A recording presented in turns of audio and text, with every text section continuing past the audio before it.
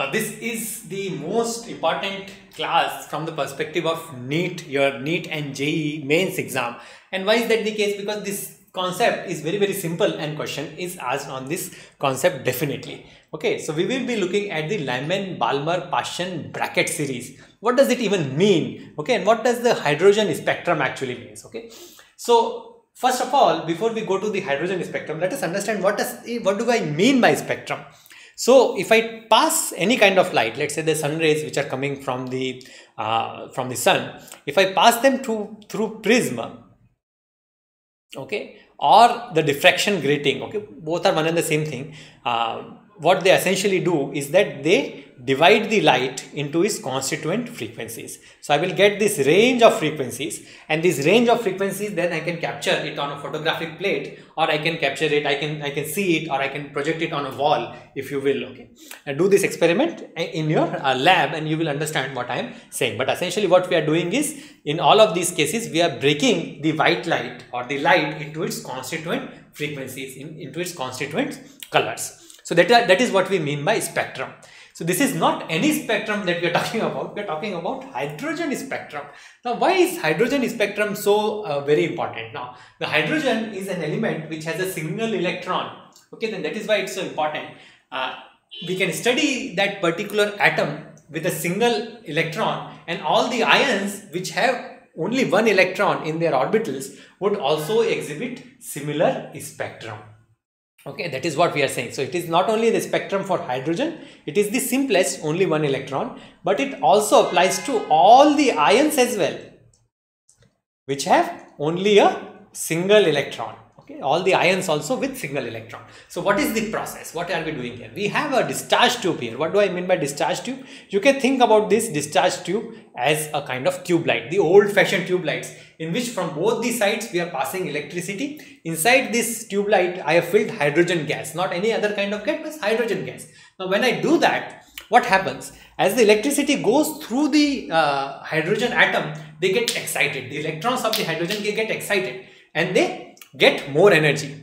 With that energy, some of the electrons would actually release that energy. They will become de-excited and they will release that energy, and that energy will be emitted in the form of electromagnetic waves. Okay, so this is electromagnetic waves. So some of these waves I can see, some of these waves I cannot see. Okay, so that electromagnetic waves which are released by the hydrogen atom, when they come back to the less excited state, when they jump back to the less excited state, that particular electromagnetic waves, that particular radiation is what I am interested in. Okay, so what do I do by the radiation? I do some processing on it. I pass it through a thin silt so that a single kind of radiation, single ray of radiation is actually available. Then I pass it through grating. Now again, as I said, the purpose of grating is to just break this particular waves into this particular radiation into its constituent frequencies. So we have all the frequencies, and that frequencies then I project on a photographic film. So if I project those various frequencies, in this case we have the wavelengths. So these are the wavelengths in the hydrogen spectrum. Okay, so spectrum that I get from the hydrogen atoms. Okay, those are the various wavelengths. I have captured it on a photographic plate. I observe a very unique behavior. I see that the waves, the electromagnetic radiation is emitted at particular wavelengths, at particular frequencies only. All the other frequencies, these ones which are black, okay, there is no radiation present there. Now, what is so special about these particular wavelengths? Now, that is what the scientists were curious. They were curious, what is so special about these particular wavelengths? The hydrogen only emits spectrum, this hydrogen spectrum has only these particular wavelengths. What is so special about it? So, they did find an explanation for this, and of course the explanation was found, the basic explanation was found using the Bohr's model. So that is the Bohr's model that we would be using today. There is a more advanced model which is based on the quantum theory. It is based on the Schrodinger's equation, and that we will study in a separate class. But for now, the Bohr's model is actually sufficient to explain this hydrogen spectrum. But let us look at this hydrogen spectrum in little bit detail. So this is the hydrogen spectrum. Here we have the visible radiation, and there are wavelengths below this also, and there are wavelengths higher than this also. So we have wavelengths on both the range. Okay, we have wavelength in the visible region also. The wavelengths, the group of wavelengths in the visible region are known as Balmer series. Okay, so this is known as that series of wavelengths in the visible region is known as Balmer series. Okay, so that is something that we can actually observe just by naked eye. We don't have to do very much of anything. So this is the visible region. What is the series? Balmer series.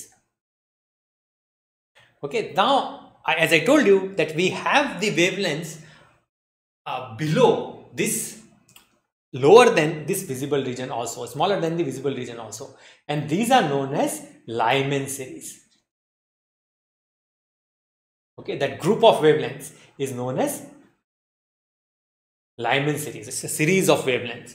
Now above or longer wavelengths, like wavelengths longer than this visible region, are grouped into two important series, Paschen and Brackett. So these are known as Paschen, P-A-S-C-H-E-N, Paschen, and Brackett,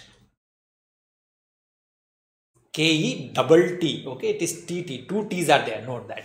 Okay, so Paschen and Brackett are higher than the are longer than the visible region, though that the wavelengths in that series. Okay, so now that we have understood, we have grouped these wavelengths into four series. Let us now understand why these four series wavelengths are actually observed. Okay, so that explanation, as I said before, can easily be done by using the Bohr's model. So what was so special about the Bohr's model? Now Bohr's atomic model, what it said was that the electrons in an atom can only occupy certain energy levels. He just said that. He said that they cannot be willy-nilly anywhere. I can only find the electrons at certain energy levels, and that was the explanation of Bohr's. So what does Bohr said? Bohr said that this n equal to 1, n equal to 2, these are the orbits in which the electrons can exist. For example, I cannot find an electron here inside the hydrogen atom. It is not even possible to find an electron between n equal to 1 and n equal to 2. That particular energy state for an electron cannot exist. Now with that discrete orbits of the electrons, we can then easily explain the hydrogen spectrum. So for example, if an electron, when I give electricity to it, it became excited. So it became excited to, let's say, the n equal to 2, 3, 4, okay, 5 and so on. It went up, okay, I went above the ground state, or the n equal to 1 state, it went to 2, 3, 4. Now when that electron from 2, 3, 4 jumps back, okay, jumps back to n equal to 1 to the lowest orbit, it jumps back from 3 to 1, or it jumps back from 4 to 1.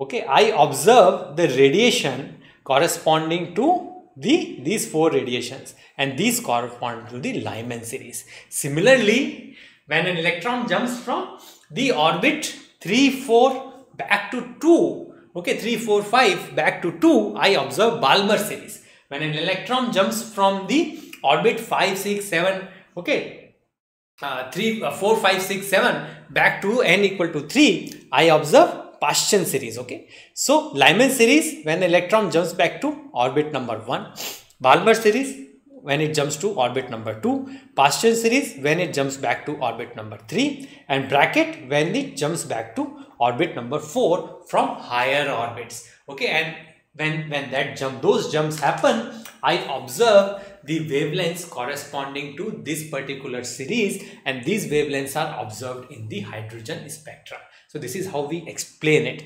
Now the formula for this was finally was actually given by Rydberg, and the Rydberg formula and the Rydberg constant we will discuss in the next class. So definitely subscribe to our channel if you want to continue learning this important topic. Thank you.